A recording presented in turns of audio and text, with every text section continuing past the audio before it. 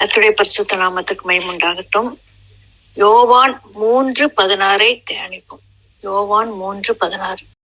தேவன் தம்முடைய ஒரே பேரான குமாரனை விசுவாசிக்கிறவன் எவனோ அவன் கெட்டு போகாமல் நித்திய ஜீவனை அடையும்படிக்கு அவரை தந்தருளி இவ்வளவாய் உலகத்தில் அன்பு கூர்ந்தார். அவரை தந்தருளி இவ்வளவாய் உலகத்தில் அன்பு கூர்ந்தார். தேவன் எல்லாரையும் நேசிக்கிறார். அவர் அன்பு கூர்ந்தது நிமித்தம் தேவன் என்ன பண்ணாரு, இஸ்ரவேல் ஜனங்களை பார்வோனின் பிடியினின்றும் அடிமைத்தன வீடாகிய எகிப்திலிருந்தும் வெளியே கொண்டு வந்தார்.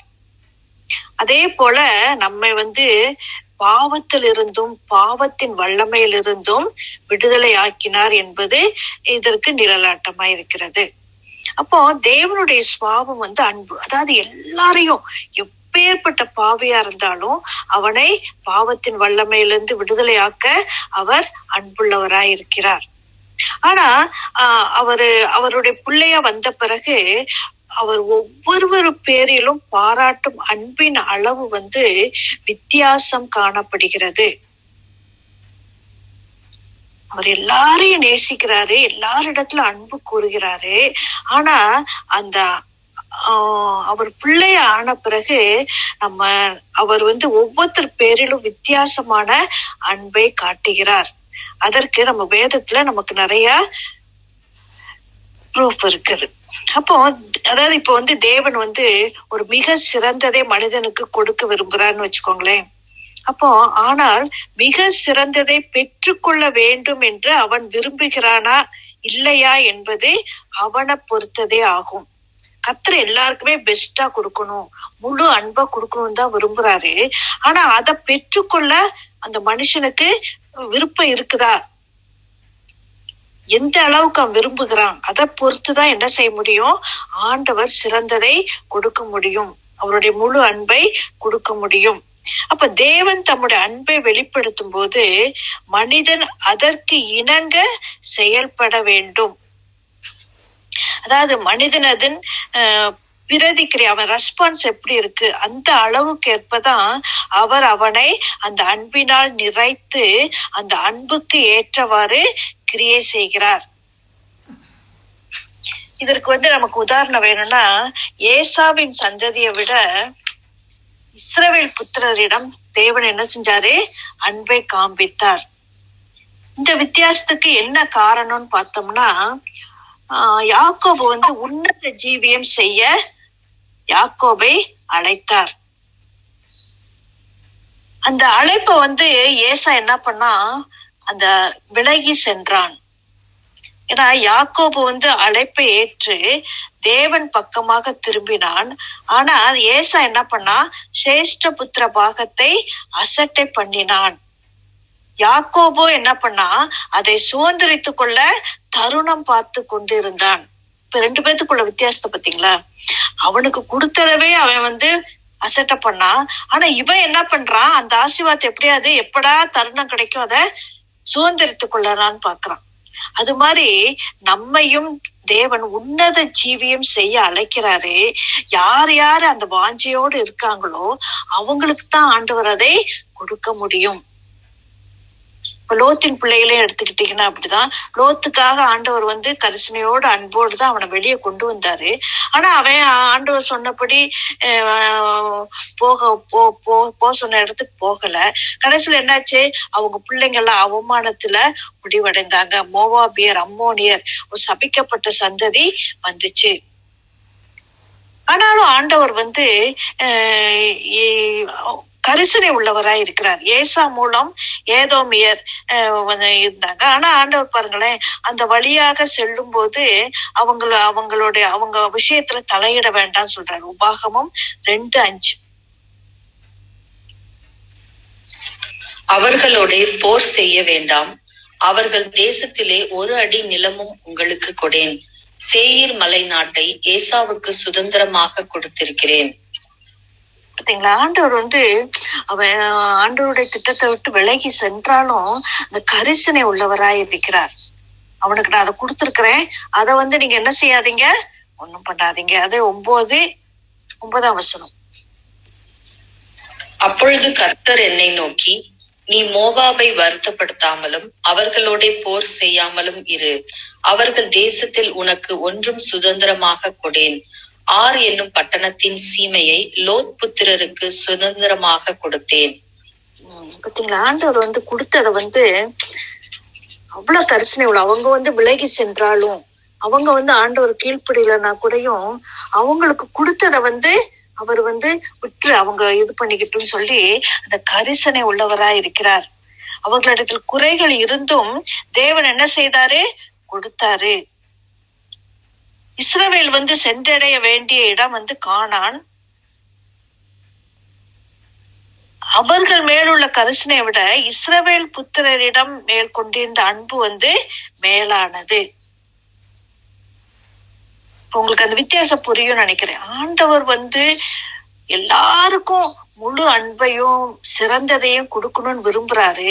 ஆனா நம்ம எந்த அளவுக்கு வாஞ்சிக்கிறோம், எந்த அளவுக்கு அதை தருணம் பார்த்து சுதந்திரிக்கணும்னு நினைக்கிறோமோ அவங்களுக்குதான் அது ஆண்டவர் கொடுக்க முடியும். அவர் முழு அன்பையும் மிக சிறந்ததையும் கொடுக்க முடியாதபடிக்கு நம்மளுடைய பிரதி கிரியைகள் காணப்படுகிறது.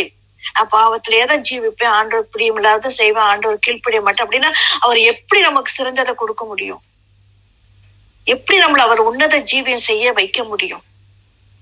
அதனால தேவன் அன்புள்ளவர். அவர் எல்லாரையும் நேசிக்கிறாரு, முழு அன்பையும் கொடுக்கணும்னு தான் விரும்புறாரு. ஆனா நம்ம என்ன செய்யறோம்?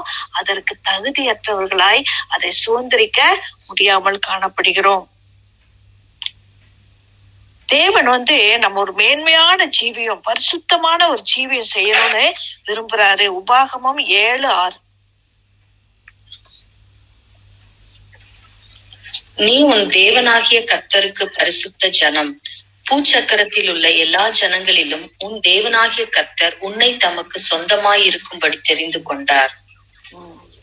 ஆண்டவர் சொல்றாரு, நீங்க எல்லாம் பரிசுத்த ஜனம், எனக்கு சொந்தமா இருக்கும்படி நான் தெரிந்து கொண்ட பிள்ளைங்க. அதனால நீங்க என்ன செய்யணும்? அவர் விரும்புகிற அந்த பரிசுத்த ஜீவியத்தை நம்ம செய்ய வேண்டும். அவர் தெரிந்து கொண்டாரு நம்மள சொந்த ஜனமா அவர் தெரிந்து கொண்டாரு.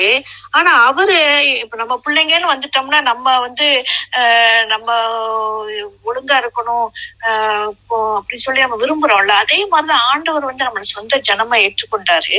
நம்ம பரிசுத்தம் உள்ளவர்களா இருக்க வேண்டும், மேன்மையான ஒரு ஜீவியம் செய்ய வேண்டும் என்று கர்த்தர் விரும்புகிறார். உபாகமம் 14:2.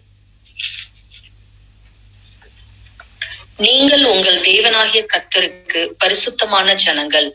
பூமியின் மீதெங்கும் உள்ள எல்லா ஜனங்களிலும் உங்களையே கர்த்தர் தமக்கு சொந்த ஜனங்களாய் இருக்க தெரிந்து கொண்டார். பூமியின் மீது எங்கும் உள்ள ஜனங்களிலும் நம்ம என்ன செஞ்சாராம்? கர்த்தர் தமக்கு சொந்த ஜனங்களாய் இருக்க தெரிந்து கொண்டார். அப்ப அவர் தெரிந்து கொண்டாரு நம்மள. அப்ப என்ன செய்யணும்? கர்த்தர் விரும்புகிற, கர்த்தர் நமக்கு கட்டளையிட்ட, கர்த்தர் நமக்கு கொடுத்த நியமங்களை சரியானபடி செய்யணும்னு அவரு விரும்புறாரு. அப்போ நம்ம பரிசுத்த ஜனமாக ஜீவிக்கும்படி தேவன் அழைத்திருக்கிறார், தன்னுடைய சொந்த ஜனமாக அழைத்திருக்கிறார். அப்ப நம்ம என்ன செய்யணும் அப்படின்னு பார்த்தோம்னா உபாகமம் 14:3. அருவருப்பானதையும் புசிக்க வேண்டாம். அருவருப்பான ஒன்றையும் புசிக்க வேண்டாம்னு ஆண்டவர் சொல்லிட்டாரு. அப்போ நம்ம எப்படி இருக்கணும்? சுத்தமான ஆகாரம் அப்படின்னா என்ன அர்த்தம்னா, ஆரோக்கியமான உபதேசத்தை நம்ம பின்பற்ற வேண்டும். ஆரோக்கியமான உபதேசம் நமக்கு வேண்டும். அப்ப நம்ம என்ன செய்யணும்? நம்ம நானே ஒண்ணு சொல்றேன் அப்படின்னா அது கரெக்டா இல்லையான்றதுக்கு நமக்கு அந்த ஞானம் இருக்க வேண்டும். அப்ப நம்ம என்ன செய்யணும்? வேதத்தை நல்லா படிக்கணும். கர்த்தரை அறிகிற அறிவுல நம்ம நல்லா வளரணும். அப்போ ஆரோக்கியமான உபதேசத்தை நம்ம ஏற்றுக்கொள்ள வேண்டும். ஆரோக்கியமற்ற உபதேசங்கள் எவ்வளவோ வந்துகிட்டு இருக்குது, நம்ம அதுக்கெல்லாம் செவிசாய கூடாது. அப்போ நமக்கு அந்த கர்த்தரை அறிகிற அந்த ஞானம் நமக்கு இருந்தா தான் ஒருத்தர் சொல்லும் போது அது வேதத்தின்படி சொல்றாங்களா, கர்த்தருக்கு ஏற்ற விதம் சொல்றாங்களான்றத நம்ம புரிந்து கொள்ள முடியும்.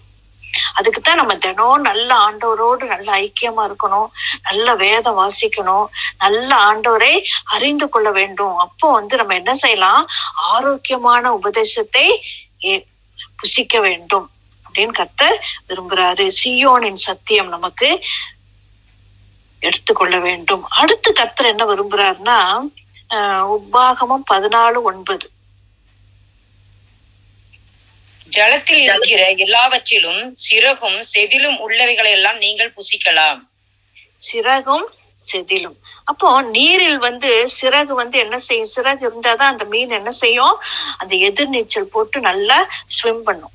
அப்போ நம்ம இந்த உலகத்துல நமக்கு ஆண்டவர் மேல எந்த அளவுக்கு விசுவாசம் இருக்கோ, எந்த அளவுக்கு நமக்கு நம்பிக்கை இருக்கோ, அப்பதான் நம்ம என்ன செய்ய முடியும், எதிர்நீச்சல் போட முடியும். எல்லா போராட்டங்களையும் பிசாசின் தந்திரங்களையும் நம்ம எதிர்த்து என்ன செய்ய முடியும், ஒரு ஆண்டவர் மேல உள்ள விசுவாசத்திலையும் நம்பிக்கையிலையும் எல்லாத்தையும் தகர்த்துக்கிட்டு நம்ம போக முடியும்.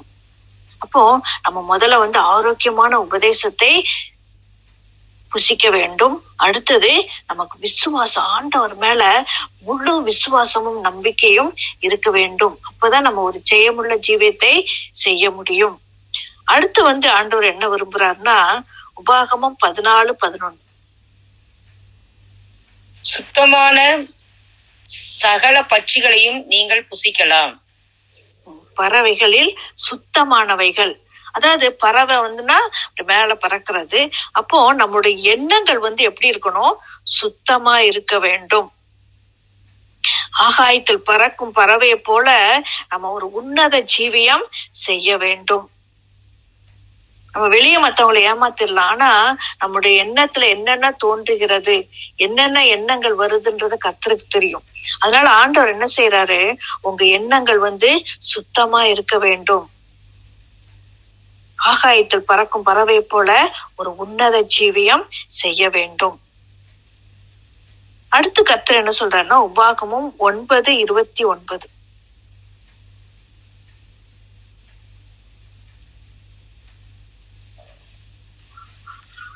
நீர் உமது மகா பலத்தினாலும் ஓங்கிய புயத்தினாலும் புறப்பட பண்ணின இவர்கள் உமது ஜனமும் உமது சுதந்திரமுமாய் இருக்கிறார்களே என்று விண்ணப்பம் பண்ணினேன்.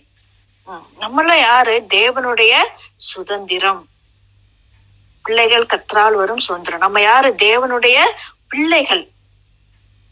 அப்போ நம்ம தேவன் நம்மை குறித்து ஒரு வைராக்கியம் உள்ளவராக, எப்படி பாத்தீங்கன்னா நாபோத் அவனுக்குன்னு உள்ள சுதந்திரத்தை எவ்வளவு வைராக்கியமா ராஜா ஆக கேட்டப்ப கூட கொடுக்க மாட்டேன், இது என்னுடைய சுதந்திரம் அப்படின்னு சொன்னா பாத்தீங்களா. அதே போலதான் தேவன் நம்மை குறித்து வைராக்கியம் உள்ளவரா இருக்கிறார். ஏன்னா நம்ம கிரயத்து கொள்ளப்பட்டோம். 1 கொரிந்தியர் 6:20, கிரயத்துக்கு கொல்லப்பட்டீர்களே, ஆகையால் தேவனுக்கு உடையவைகளாகிய உங்கள் சரீரத்தினாலும் உங்கள் ஆவியினாலும் தேவனை மகிமைப்படுத்துங்கள். நம்மளாம் ஆண்டவர் ரத்த கிரயம் செலுத்தி உயிரை கொடுத்து நம்மளை பெற்றிருக்கிறார். அப்போ ஆண்டவர் நம்ம மேல எவ்வளவு வைராக்கியமா இருப்பாரு, நம்ம எவ்வளவு பரிசுத்தமா உன்னதமான ஜீவியம் செய்யணும்னு விரும்புவாரு. அப்போ ஆண்டவர் என்ன செய்யறாருன்னா, நம்ம எப்படி இருக்கிறோம் அப்படின்னு சொல்லி சில சமயம் சோதித்து பார்ப்பார் அவருடைய பிள்ளைகளை. அன்பை நிரூபிக்க வேண்டும். எப்படி, உபாகமம் 10:12-13, இப்பொழுதும் இஸ்ரவேலே, நீ உன் தேவனாகிய கர்த்தருக்கு பயந்து அவர் வழிகளிலெல்லாம் நடந்து அவரிடத்தில் அன்பு கூர்ந்து உன் முழு இருதயத்தோடும் உன் முழு ஆத்துமாவோடும் உன் தேவனாகிய கர்த்தரை சேவித்து நான் இன்று உனக்கு கற்பிக்கிற கர்த்தருடைய கற்பனைகளையும் அவருடைய கட்டளைகளையும் உனக்கு நன்மை உண்டாகும்படி கை கொள்ள வேண்டும் என்பதையே அல்லாமல் வேற எதை உன் தேவனாகிய கர்த்தர் உன்னிடத்தில் கேட்கிறார். அவர் சொல்றாரு, என் கற்பனைகளையும் கட்டளைகளையும் நீங்க கை கொள்ள வேண்டும், வேற என்னத்தை நான் கேட்கிறேன் அப்படின்னு சொல்றாரு. அதே மாதிரி உபாகமம் 6:5 சொல்வார் பாத்தீங்களா, நீ உன் தேவனாகிய கர்த்தரிடத்தில் உன் முழு இருதயத்தோடும் உன் முழு ஆத்மாவோடும் உன் முழு பலத்தோடும் அன்பு கூறுவாயாக. முழு பலத்தோடும் முழு ஆத்மாவோடும் நம்ம என்ன செய்யணும்? முழு உள்ளத்தோடும் ஆண்டவரை அன்பு கூற வேண்டும் கர்த்தர் விரும்புறாரு. ஏன்னா அவர் வைராக்கியமா இருக்காரு நம்ம மேல. அவர் நான் உங்களை கிரயத்தை செலுத்தி உங்களை பெற்றிருக்கிறேன், அதனால என்ன செய்யணும்? நம்ம முழு உள்ளத்தோடும் முழு ஆத்மாவோடும் நாம என்ன செய்யணும்? கர்த்தரை நேசிக்க வேண்டும்னு அவர் கர்த்தர் விரும்புகிறார். அப்போ அந்த அன்பை நிரூபிக்கிறதுக்கு நம்ம என்ன செய்யணும்னா, ஆண்டவர் சில சோதனைகளை கொடுப்பாரு. ஏன்னா பிள்ளைகளுக்கு பரீட்சை இருந்தாதான் எப்படி படிச்சாங்கன்னு நமக்கு தெரியும். அதே போல நம்ம ஆண்டவரை எந்த அளவுக்கு நேசிக்கிறோம், உண்மையா இருக்கமா கர்த்தருக்கு அப்படின்னு சொல்லி ஆண்டவர் என்ன செய்வாரா? சில சோதனைகளை கொடுப்பார். உபாகமம் 13:1-3. உங்களுக்குள்ளே ஒரு தீர்க்கதரிசியாகிலும் சொப்பனக்காரனாகிலும் எழும்பி நீங்கள் அறியாத வேறே தேவர்களை பின்பற்றி அவர்களை சேவிப்போம் வாருங்கள் என்று சொல்லி உங்களுக்கு ஒரு அடையாளத்தையும் அற்புதத்தையும் காண்பிப்பேன் என்று குறிப்பாய் சொன்னாலும், அவன் சொன்ன அடையாளமும் அற்புதமும் நடந்தாலும், அந்த தீர்க்கதரிசியாகிலும் அந்த சொப்பனக்காரனாகிலும் சொல்லுகிறவைகளை கேளாதிருப்பீர்களாக. உங்கள் தேவனாகிய கர்த்தரிடத்தில் நீங்கள் முழு இருதயத்தோடும் உங்கள் முழு ஆத்துமாவோடும் அன்பு கூறுகிறீர்களோ இல்லையோ என்று அறியும்படிக்கு உங்கள் தேவனாகிய கர்த்தர் உங்களை சோதிக்கிறார். பாத்தீங்களா? ஆண்டவர் சொல்றாரு, எங்கேயாவது ஒரு இடத்துல ஒரு அற்புதமோ அடையாளமோ நடந்துருச்சுன்னா, நீங்க அறியாத வேற தேவர்கள், அதாவது இப்போ நமக்கே தெரியும், நிறைய பேர் சொல்லுவாங்க, அங்க போய் வேளாங்கண்ணியில போய் இது பண்ணி வச்சுட்டா இப்படி நடந்துருச்சு அப்படி நடந்துருச்சுன்னு சொல்லுவாங்க. உடனே ஓடிடக்கூடாது. அடையாளங்களும் அற்புதங்களும் நடந்தாலும் சரி, நீங்க என்ன செய்யக்கூடாது? அவங்களை பின்பற்றக்கூடாது. கர்த்தரிடத்துலதான் நீங்க என்ன செய்யணும்?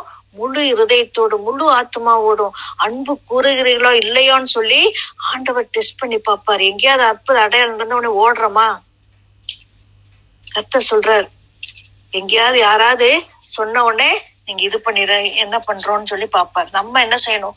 கர்த்தர் தான் நமக்கு. ஆண்டவர் நமக்கு அற்புதம் செய்தாலும் சரி செய்யாட்டியும் சரி, கர்த்தர் தான் ஆண்டவர். அவர்தான் நான் நேசிப்பேன், அவர் தான் எனக்கு எல்லாம். பவுலதான் சொல்வாரு, எதுவும் என்னை பிரிக்க முடியாதுன்னு சொல்வாரு. அது மாதிரி இந்த மாதிரி ஆண்டவர் சில சமயத்துல அங்கேயும் எங்கேயும் அற்புதம் நடக்குது வைக்குதுன்னு ஜனங்கள் சொல்லும் போது நம்மளுடைய சிந்தனைகள் எப்படி இருக்குன்னு பார்ப்பாரு. உடனே நம்மளும் இருக்கிற கஷ்டத்துல இருக்கிற பிரச்சனையில போய் பார்ப்போமா அப்படின்னு நினைச்சாலே போச்சு. அப்போ ஆண்டவர் இந்த மாதிரி ஆண்டவர் சொல்ற, இந்த மாதிரிலாம் அற்புத அடையாளம் நடந்தா நீங்க என்ன செஞ்சிடக்கூடாது? பின்னாடி போயிடக்கூடாது. நீங்கள் அறியாத வேற தேவர்களை பின்பற்றீங்களா இல்லையான்னு என்ன செய்வாரா? ஆண்டவர் சோதிக்கிறார். நம்ம என்ன செய்யணும்? எப்படி சாத்ராக் மேஷாக் சொன்ன மாதிரி, தப்பு வித்தாலும் சரி தப்பு விக்காட்டையும் சரி, என் தேவனை தவிர நான் வேற யாரையும் பணிந்து கொள்ள மாட்டேன் அப்படின்னு சொல்லி வைராக்கியமாய் நம்ம இருக்கிறோமான்னு கர்த்தர் பார்ப்பாரு. அடுத்து 2 தெசலோனிக்கேயர் 2:10-12 வரைக்கும்.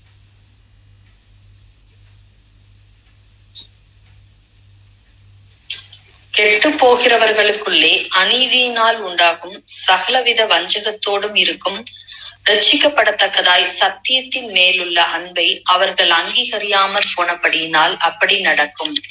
ஆகையால் சத்தியத்தை விசுவாசியாமல் அநீதியில் பிரியப்படுகிற யாவரும் ஆக்கினைக்குள்ளாக்கப்படும்படிக்கு அவர்கள் பொய்யை விசுவாசிக்கத்தக்கதாக கொடிய வஞ்சகத்தை தேவன் அவர்களுக்கு அனுப்புவார். சத்தியத்தை தான் நம்ம விசுவாசிக்கணும், சத்தியத்தை தான் நம்ம பின்பற்றணும். ஏன்னா இதெல்லாம் கர்த்தர் பரிசுத்த ஆவியானவர் எழுதியிருக்கிறாரு. அதனால சத்தியத்தை தான் நம்ம என்ன செய்யணும்? பின்பற்ற வேண்டும். வேறொரு சுவிசேஷத்தை பின்பற்றணும்னா நம்ம சபிக்கப்பட்டவர்கள் சொல்றார். கலாத்தியர் 1:8-9. கலாத்தியர் 1:8. பிரசங்கித்த சுவிசேஷத்தை அல்லாமல் நாங்களாவது வானத்திலிருந்து வருகிற ஒரு தூதனாவது வேறொரு சுவிசேஷத்தை உங்களுக்கு பிரசங்கித்தால் அவன் சபிக்கப்பட்டவனாய் இருக்க கடவன். சபிக்கப்பட்டவன் சொல்றாரு. அதனால நம்ம சத்தியத்தை தான் பின்பற்றணும்னு கர்த்தர் விரும்புறாரு. கர்த்தர் சோதனை கொடுக்கும்போது நம்ம நிரூபித்து காட்டணும் அன்பை. ஆண்டவரே உம்முடைய சத்தியத்தை தான் நான் பின்பற்றுவேன், நீங்க தான் ஒரே பரிசுத்த தேவன், உண்மை மட்டும்தான் நான் பணிந்து கொள்வேன் என்பதை நம்ம நிரூபித்து காட்ட வேண்டும். அடுத்தது நம்ம பொருளாசையினால இழுக்கப்பட்டு விடக்கூடாது. கொலோசியர் 3:5. ஆகையால் விபசாரம், அசுத்தம், மோகம், துர் இச்சை, விக்கிரக ஆராதனையான பொருளாசை ஆகிய இவைகளை பூமியில் உண்டு பண்ணுகிற உங்கள் அவயவங்களை அழித்து போடுங்கள். பாத்தீங்களா, ஆண்டவர் சொல்றார், இந்த மாதிரியான பொருளாசைகளுக்கெல்லாம் என்ன செய்யுங்க, நீங்க விலகி இருங்க. இந்த பொருளாசைனால இழுக்கப்பட்டுறாதீங்க, மாம்ச இச்சைக்கு இழுக்கப்பட்டுறாதீங்க. ஆண்டவர் அவருடைய பிள்ளையா இருக்கணும், அவருடைய அன்பை நம்ம முழுசா அனுபவிக்கணும்னா அவருடைய சட்ட திட்டங்களுக்கு நம்ம என்ன செய்யணும், கீழ்ப்படியணும். நம்ம தீட்டுப்படாமல் நம்ம ஆவி ஆத்ம சரீரத்தை காத்து கொள்ள வேண்டும். அடுத்து நம்ம என்ன செய்யணும்னா பாடுகள், சரீர பாடுகளோ ஆவிக்குரிய பாடுகள் எதுவா இருந்தாலும் அதை சகிக்க கற்றுக்கொள்ள வேண்டும். ரோமர் 8:35-37 39 வரைக்கும். ரோமர் 8. உமது நிமித்தம் எந்நேரமும் கொல்லப்படுகிறோம், அடிக்கப்படும் ஆடுகளைப் போல எண்ணப்படுகிறோம் என்று எழுதியிருக்கிறபடி நேரிட்டாலும் கிறிஸ்துவின் அன்பை விட்டு நம்மை பிரிப்பவன் யார்? உபத்திரவமோ, வியாகுலமோ, துன்பமோ, பசியோ, நிர்வாணமோ, நாச மோசமோ, பட்டயமோ, இவை எல்லாவற்றிலேயும் நாம் நம்மில் அன்பு கூறுகிறவராலே முற்றும் ஜெயம் கொள்ளுகிறவர்களாய் இருக்கிறோமே. மரணமானாலும் ஜீவனானாலும் தேவ தூதர்களானாலும் அதிகாரங்களானாலும் வல்லமைகளானாலும் நிகழ் காரியங்களானாலும் வரும் காரியங்களானாலும் உயர்வானாலும் தாழ்வானாலும் வேறெந்த சிருஷ்டியானாலும் நம்முடைய கர்த்தராகிய கிறிஸ்து இயேசுவில் உள்ள தேவனுடைய அன்பை விட்டு நம்மை பிரிக்க மாட்டாதென்று நிச்சயித்திருக்கிறேன். ஓகேங்களா, கிறிஸ்துவின் அன்பை விட்டு நம்மை பிரிப்பவன் யாருன்னு சொல்றாரு. எந்த உபத்திரவம் வந்தாலும் சரி, எப்படி வியாகுலமா இருந்தாலும் சரி, எத்தனை துன்பமோ பசியோ நாச மோசமோ எது வந்தாலும் நம்மளுடைய அந்த கிறிஸ்துவின் அன்பை விட்டு நம்மை யாரும் பிரிக்க முடியாதபடிக்கு நம்முடைய அன்பு இருக்க வேண்டும், ஆண்டவர் மேலுள்ள அன்பு இருக்க வேண்டும். அப்போ நம்ம என்ன செய்வோம், நம்ம அன்பு கூறுகிறவர்களை முற்றும் ஜெயம் கொள்ளுகிறவர்களாய் இருப்போம். உயர்வானாலும் தாழ்வானாலும் எந்த காரியமானாலும் சரி, மரணமானாலும் ஜீவனானாலும் என்ன இந்த உலகத்தில் நடந்தாலும் சரி, இந்த உலகத்துல நம்ம இருக்க போறது கொஞ்ச நாட்கள், எதுவா இருந்தாலும் நம்முடைய கிறிஸ்துவின் மேலுள்ள அந்த அன்பை விட்டு நம்மை பிரிக்கவே கூடாது. அப்பதான் நம்ம என்ன செய்ய முடியும், கர்த்தருக்கு நம்ம சொந்த சம்பத்தாய் மாறுவோம். மல்கியா 3:17. என் சம்பத்தை நான் சேர்க்கும் நாளிலே அவர்கள் என்னுடையவர்களாய் இருப்பார்கள் என்று சேனைகளின் கர்த்தர் சொல்லுகிறார். ஒரு மனுஷன் தனக்கு ஊழியம் செய்கிற தன்னுடைய குமாரனை கடாட்சிக்கிறது போல நான் அவர்களை கடாட்சிப்பேன். அவருக்கு அப்பதான் நம்ம சொந்த சம்பத்தாய் மாறுவோம். அதே மாதிரிதான் யாத்ராகம் 19:5 சொல்லியிருப்பாரு, நீங்கள் என் வாக்கை உள்ளபடி கேட்டு என் உடன்படிக்கையை கை கொள்வீர்களானால் சகல ஜனங்களிலும் நீங்களே எனக்கு சொந்த சம்பத்தா இருப்பீர்கள். அப்போ ஆண்டவருடைய சொத்தா நம்ம இருக்கணும்னா, தேவனுடைய பிள்ளையா இருக்கணும்னா, தேவனுடைய முழு அன்பையும் நம்ம அனுபவிக்கணும்னா, நம்ம கர்த்தர் சொல்லுகிற இந்த காரியங்களை எல்லாவற்றிலும் நாம் ஜாக்கிரதையா இருக்க வேண்டும். சுத்தமான ஆரோக்கியமான உபதேசத்தை நம்ம பின்பற்ற வேண்டும். ஆண்டவர் மேல முழு விசுவாசமும் நம்பிக்கையும் இருக்கணும். அப்புறம் நம்முடைய எண்ணங்கள் சுத்தமா இருக்கணும். உன்னத ஜீவியம் செய்ய வேண்டும். தேவனுடைய நம்ம சுதந்திரமா இருப்பதால் ஆண்டவர் நம்மளை கிரயம் செலுத்தி நம்மளை நம்ம எல்லாரையும் பெற்றிருக்கிறார். அதனால அவருடைய அன்பை நிரூபிக்கும்படிக்கு எந்த அற்புதங்கள் நடந்தாலும், என்ன அந்நிய தேவர்கள் மூலமாக என்ன நடந்தாலும் நம்ம கிறிஸ்துவின் அன்பை விட்டு நம்ம போய்விடவே கூடாது. அதே போல எந்த ஒரு பொருளாசையினாலையும் இழுக்கப்படக்கூடாது. எந்த ஒரு வேறொரு சுவிசேஷத்தையும் நம்ம பின்பற்றக்கூடாது. அப்புறம் பாடுகளோ எந்த கஷ்டங்கள் வந்தாலும் கிறிஸ்துவின் அன்பை விட்டு நம்மை பிரிக்க முடியாதபடிக்கு நம்முடைய அன்பு தேவன் மேல ஒரு வைராக்கியமா இருக்க வேண்டும். இப்ப எல்லாம் நமக்குள்ள இருந்துச்சுன்னா நம்ம தேவனுடைய சொத்தாய், சொந்த சம்பத்தாய் நாம் மாறுவோம். அதனால இந்த உலகத்துல இருக்கும்போது கர்த்தருடைய அன்பை ருசித்து ஆண்டவர் நமக்காக செலுத்தின அந்த விலை கிரயத்துக்கு பங்குள்ளவர்களாய், பாக்கியவான்களாய், அதுக்கு பிரதி கிரையை செலுத்துகிறவர்களாய் நாம் இருக்க வேண்டும். கர்த்தருக்கே மகிமை உண்டாகட்டும்.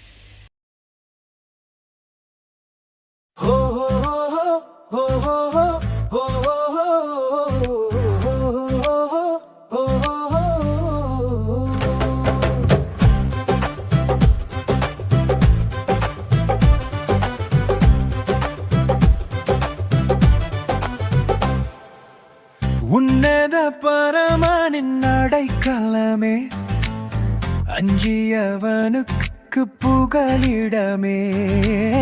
உன்னத பரமனின் அடைக்கலமே, அஞ்சியவனுக்கு புகலிடமே. ஒருவனும் அறியா உயர்தலமே, அடியேன் தங்கும் மறைவிடமே. ஒருவனும் அறியா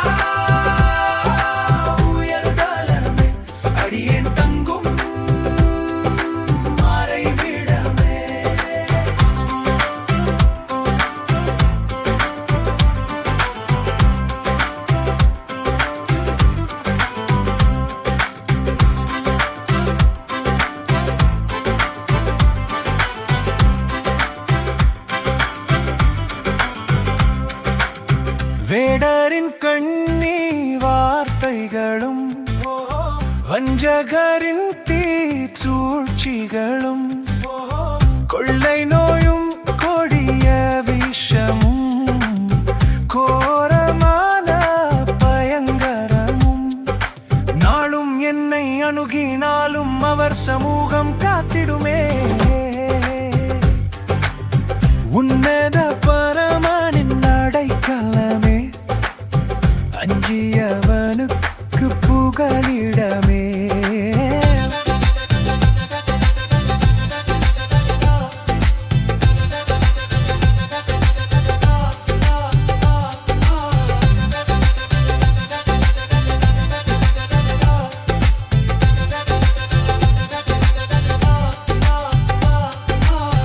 கோடி மக்கள் வாதையாலே கதறி நித்தம் திகைக்கின்றார். அவர்களுக்காய் கர்த்தரை நோக்கி இன்றும் என்றும் வேண்டிடுவேன். மனமிரங்கும் மன்னவர் இயேசு மனமிரங்கி காத்திடுவார். உன்னத பரமனின் அடைக்கலமே, அஞ்சியவனுக்கு புகலிடமே.